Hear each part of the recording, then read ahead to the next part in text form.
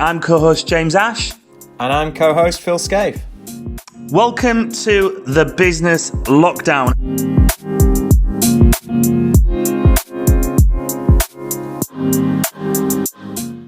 So, welcome on to today's show. Maggie Hogan from Brooklyn, New York, digital strategist manager. What's the correct? Is that digital strategy consultant? Is that correct?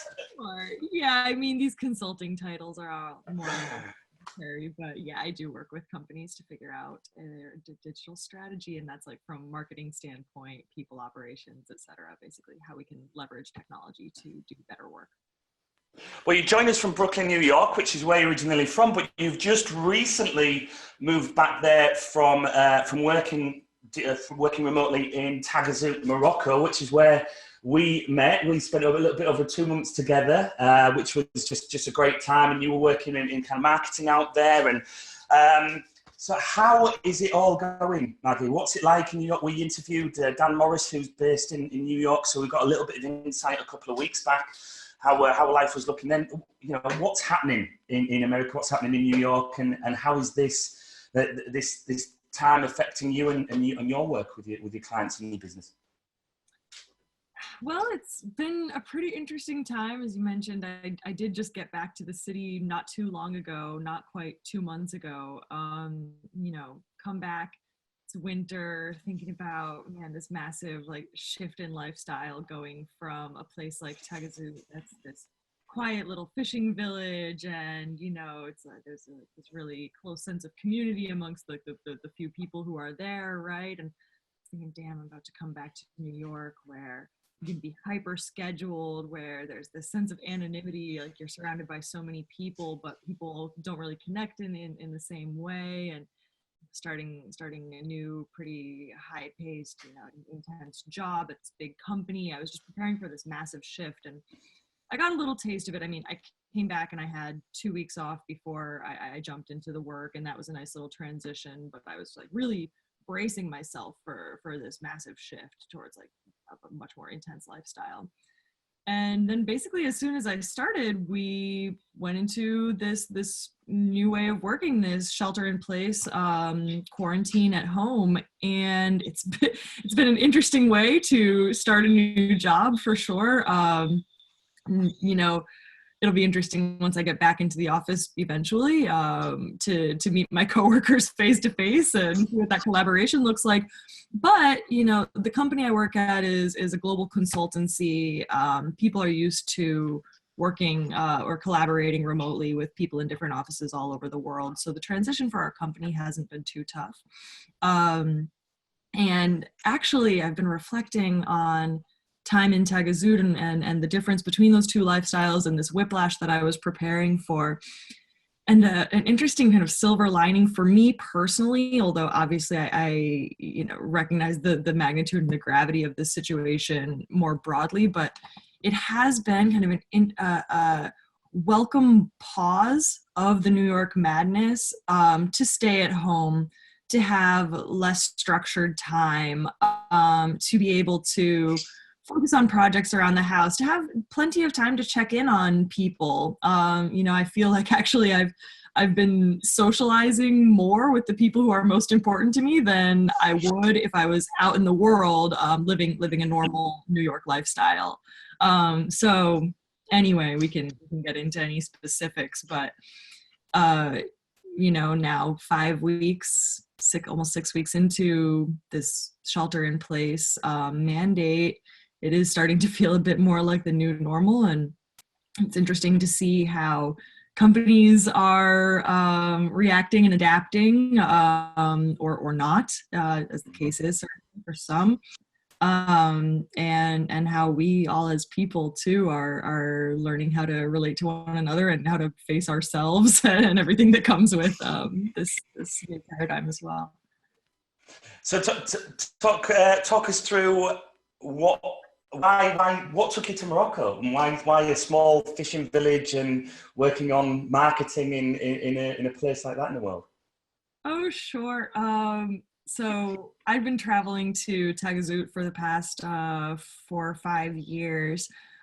just as a surf destination. Had the opportunity to go for a week-long surf camp a few years ago, and just immediately really connected with that community. It's hard to put a finger on why, and there are a lot of nuanced things, but yeah, there are a lot of very warm, open, caring people there, with very little pretense, just curious about one another, looking after one another, in a way that feels really good to me. And beside that, I mean, living right by the sea and being able to walk out my door 30 seconds to surfable waves was, yeah, pretty.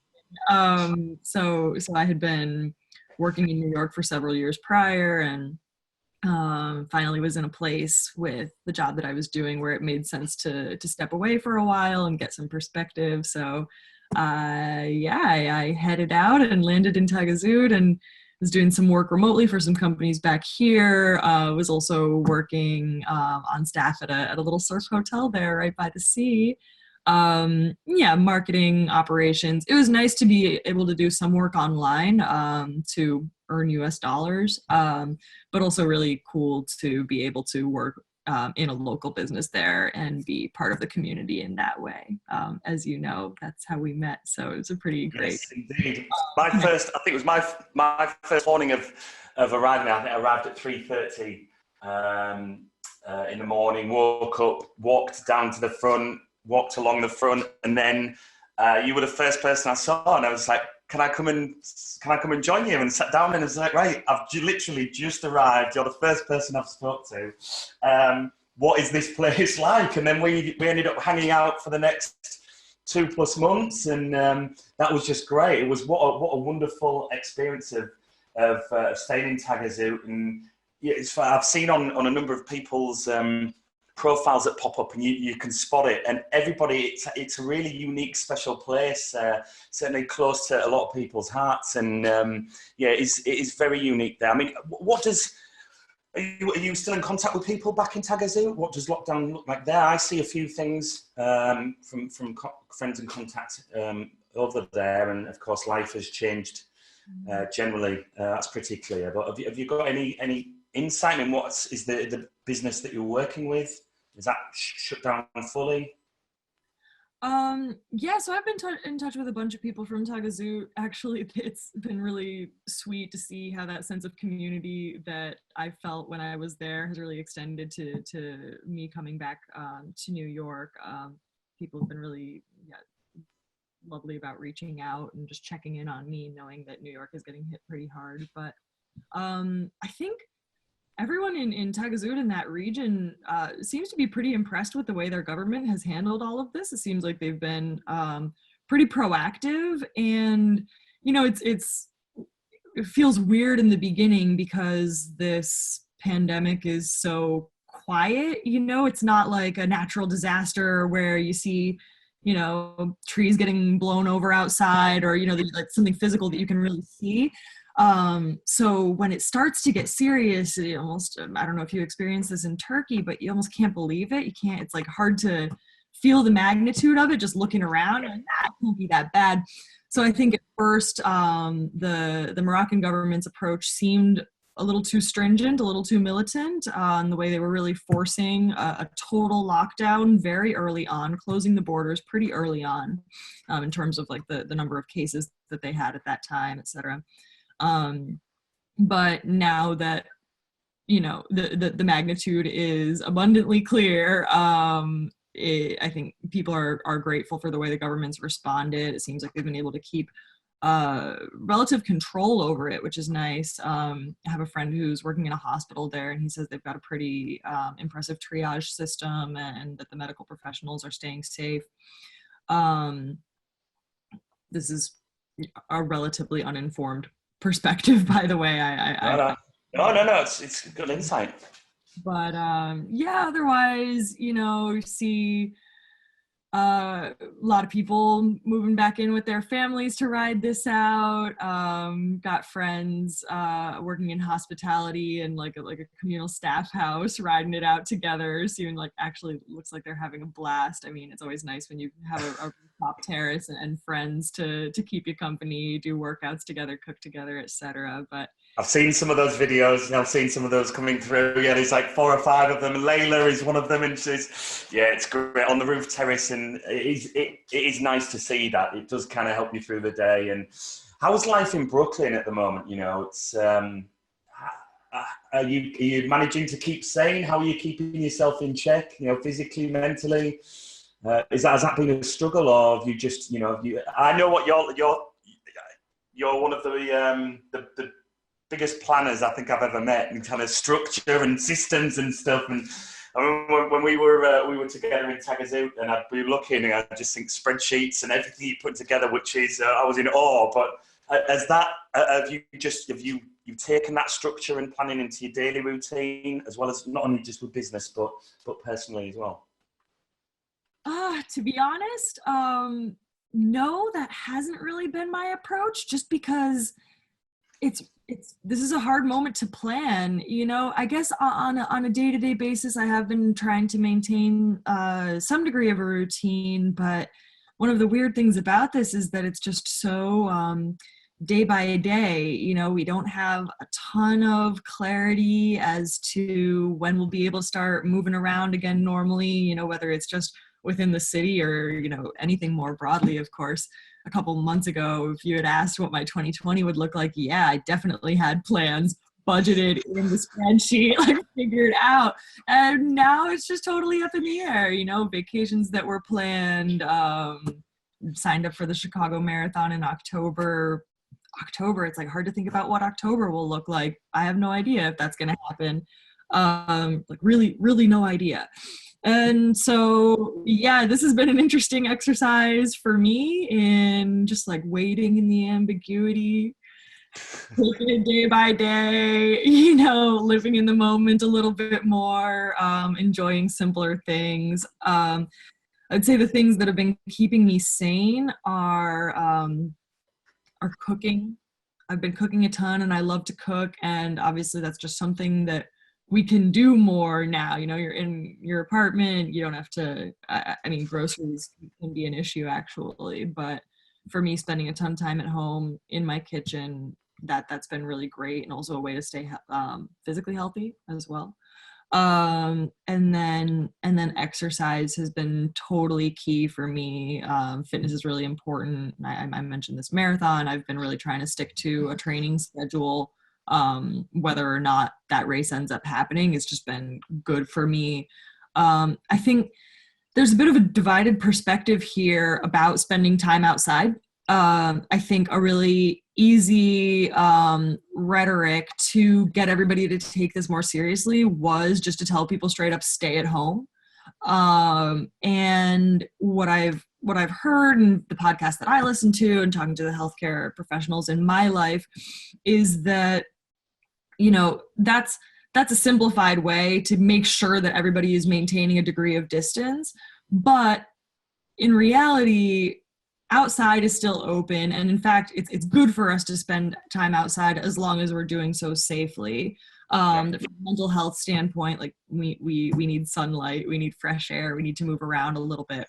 And so I'm certainly inclined to take that lead and do so, you know, wear a mask when I'm around people, but there's definitely a camp here that disagrees. And for example, you know, I posted a photo on my Instagram from a bike ride I took, and I'm just like loving life because I'm outside and the trees are blooming and it's this gorgeous moment that I wanted to share, but I wasn't wearing a mask in the photo.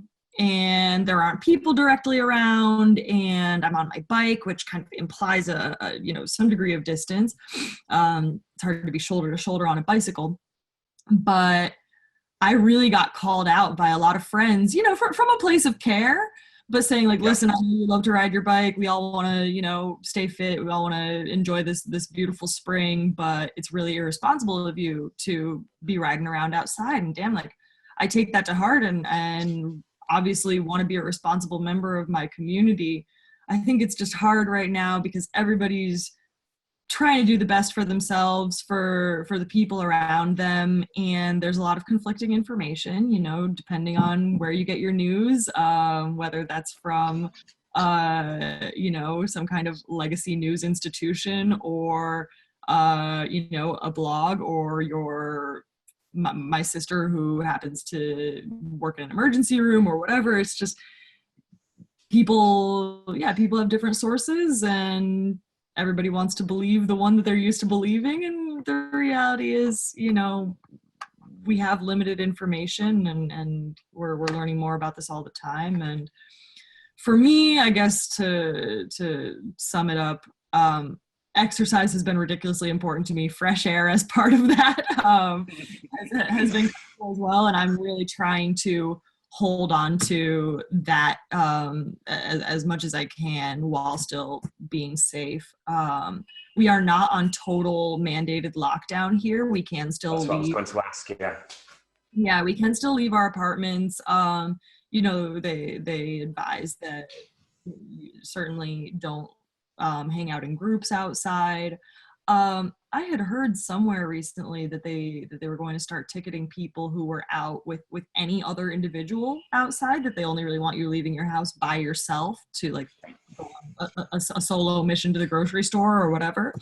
I haven't seen that enacted yet, but yes, for now, it's not a mandatory lockdown. We are still free to move about. And at this point, they just within the past couple of days, they did mandate that we wear masks outside of the house.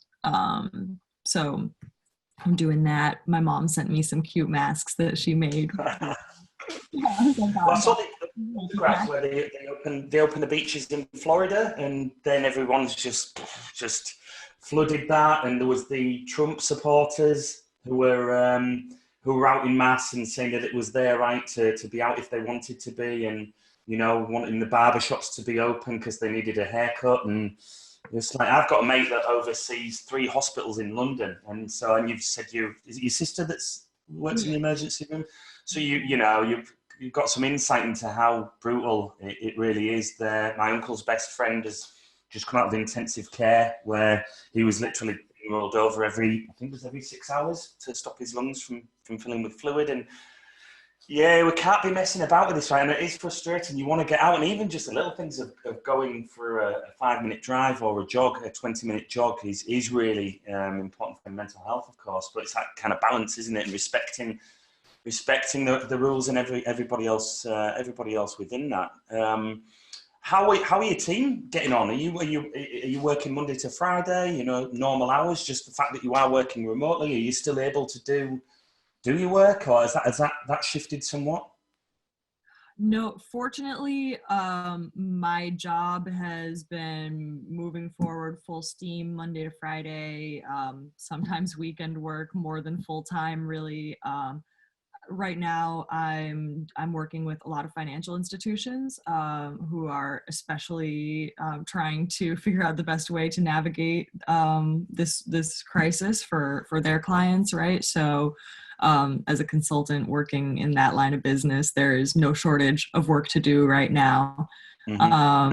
And yeah, as I mentioned, like, you know, joining this team brand new and stepping, you know, pretty much right into this situation has been interesting. But I think there's so much great technology available now to collaborate remotely, you know, whether just from a communication standpoint, tools like Zoom. Obviously, this has been an amazing moment for Zoom as a company, but also in terms of doing more technical work. I work with a lot of designers and technologists, and the platforms that are available for us to work together remotely are pretty amazing.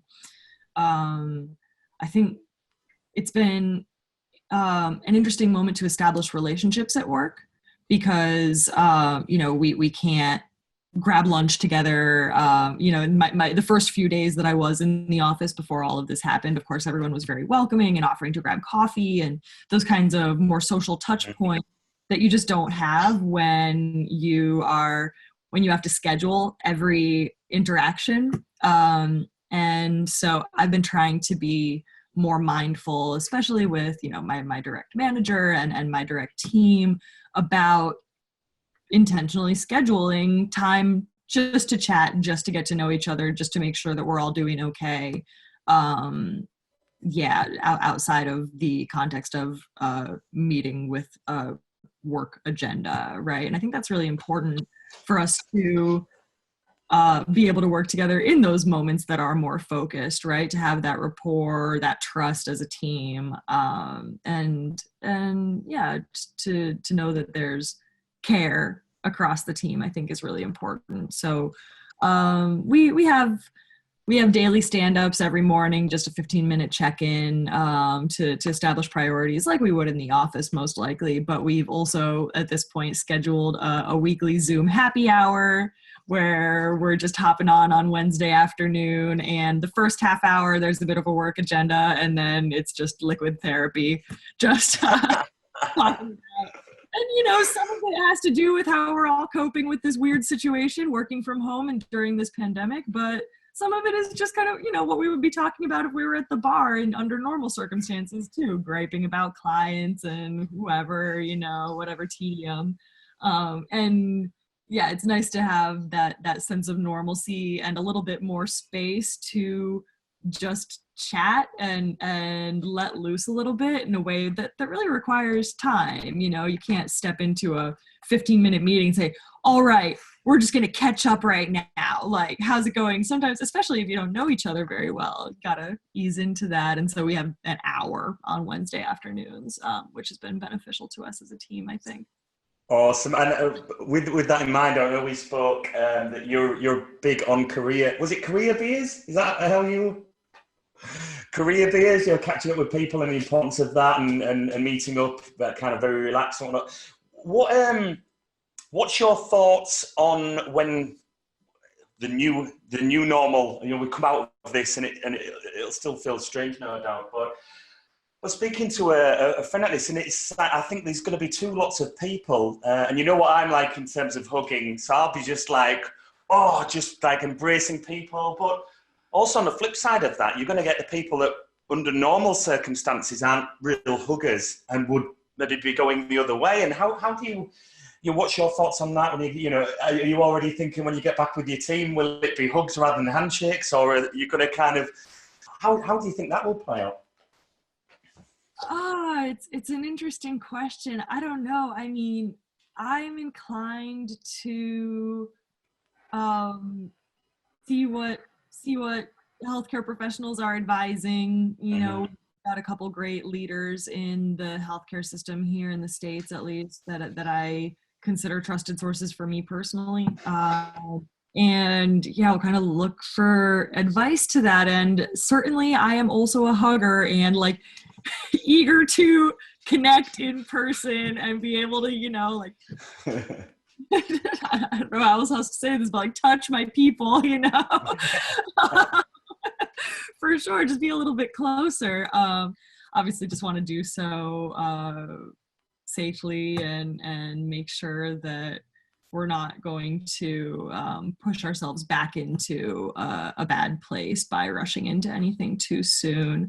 With my team, hard to say because, I didn't get a chance to know many of them very well in person. So, it's quite a professional, traditional environment as well. So going in straight off the bat for the hugs, day one after coming back from the pandemic, probably not. I'll ease into it a little bit more for their sake, although I'm open to it if anyone needs the hug, and it's safe to do so.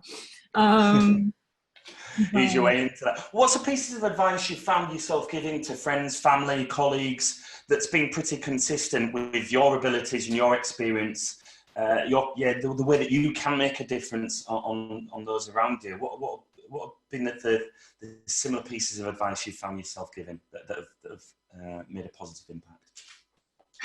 I think something that's really interesting about this crisis is that, the majority of the world is going through it in really similar ways, in a way that is really unprecedented, right? And so to know that our friends in Tagazoot are going through the exact same kinds of changes and challenges that I am here in Brooklyn, maybe you are in Turkey. I think there's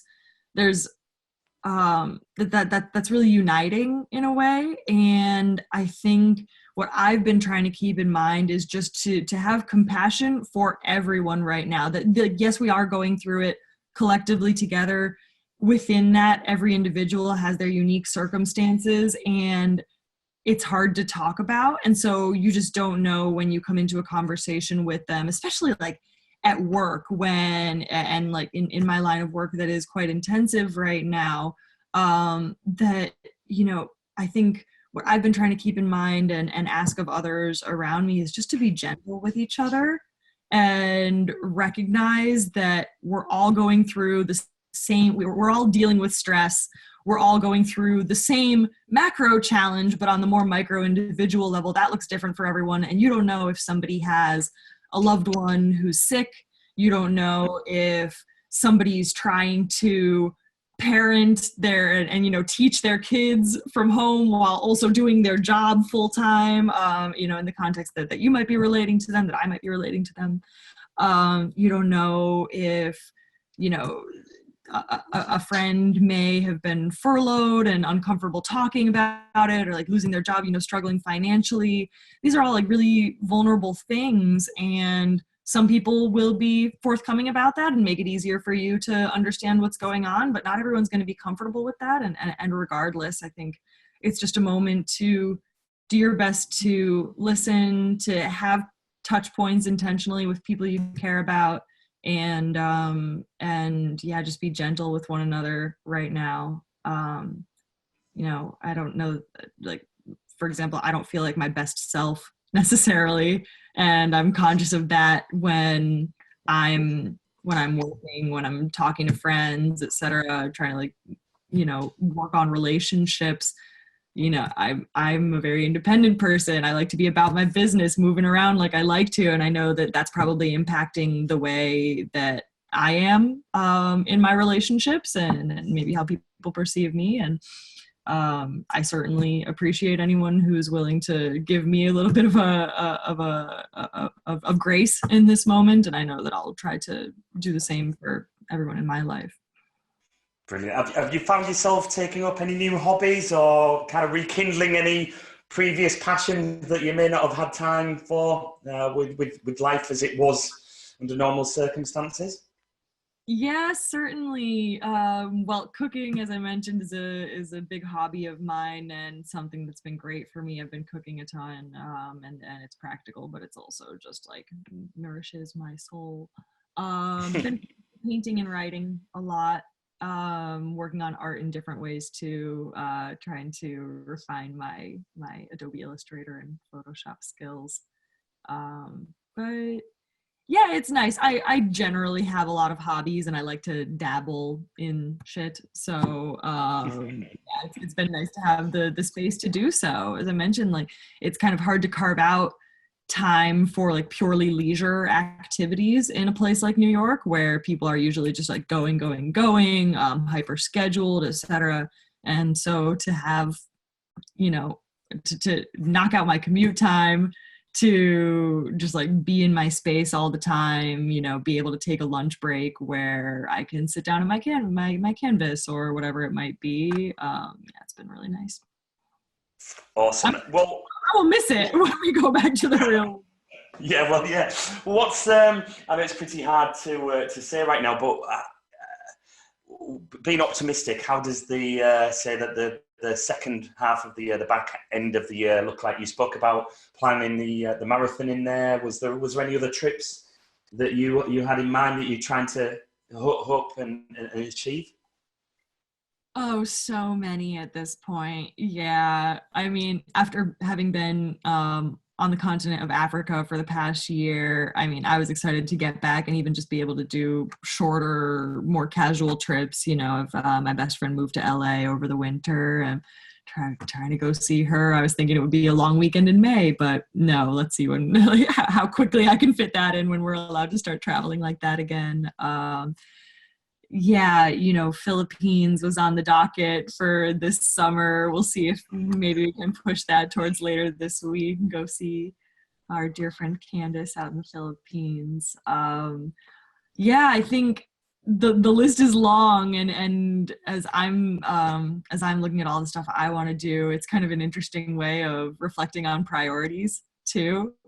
And one of the things is like, man, I just want to actually get back to Tagazoot, and check in on my people there, because everybody's been so great about checking in on me, and I feel very close to them.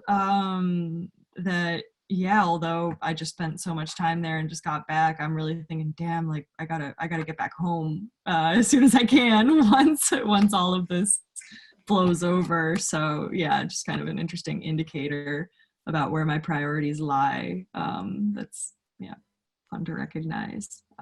That place is special to me. I don't know what it is.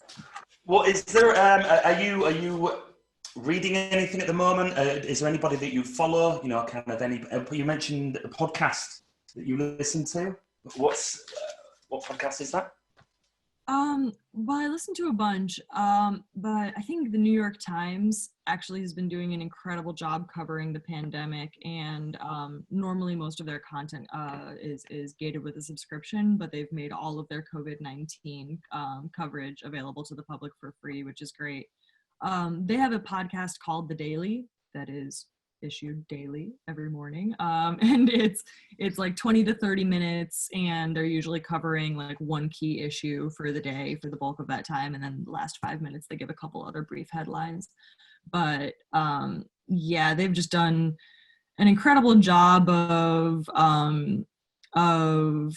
making the information that's available more accessible. I don't know who their design team is, but if you click around on their website and look at some of the data visualizations they've created, helping illustrate like the importance of social distancing to flatten the curve, and comparing the, how it's going in a place like New York versus how they executed it in South Korea or Taiwan or Italy or Germany, and just compare. You can find similarities in certain approaches by different governments, nationally, locally, around the world, and see, when you see the way they've laid out the information in like a really clear graphic or interactive chart, like it's just obvious what's working and what's not, and it makes it so much easier to get on board with some of these policies that might be uncomfortable or difficult to want to do.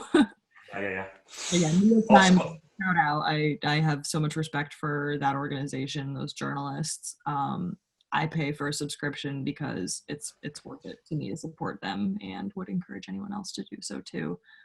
Even though right now we can benefit from that free content around this pandemic specifically. What can't sign off without just covering briefly that certainly my favourite memory of being in Morocco and Tagazout was we were sat at your place with a mutual friend, a Moroccan girl, and she started talking about this jazz club and how great it was, and straight away I was like, well, let's do that. That's what we need to do. How soon can we do it? And we found ourselves a couple of nights later, traveling to Agadir and expecting it to be some sort of like bar or that you could benefit. And actually, we arrive and we're welcomed, and we follow through and head down into this basement of what was a house. You wouldn't know it was a club, and then. The evening was just so special. There must have been a mix of 25 artists and musicians that just came in and out over the course of the evening, and all jamming and switching instruments themselves, and just an incredible memory that we shared that evening. I think you just kept looking at each other just with big beaming smiles, that you knew that we were in the midst of something special, and it was great following that there was a jazz festival that we hit, and the same musicians were there, and then you pulled some of the musicians to Tagazout as well to perform at the business that you were working with. So Yeah, I will always that will always remain close to my heart, that memory, and definitely want to relive when we visit Tagazout and Agadir again. That was just incredible and amazing to share that with you. It was phenomenal, and just thanks for an amazing couple of months in Morocco with you. It was just tremendous, and lifelong memories for sure, Maggie. So thanks for that, and appreciate you being on the show today. It's been great talking to you. Oh, thank you, James. Can't wait for many more memories like that with you. Yes. Yep. Well, we'll be a New York visit. I'll hold you to that. A New York visit at some point in 2020. There's a big slice of pizza with your name on it. Yes, for sure. Well, you take care of yourself, and we will speak soon. Thank you. You take care, James. Thank you so much for joining us on the Business Lockdown. Please comment, like, share, and subscribe to help build our global community. We look forward to seeing you all soon.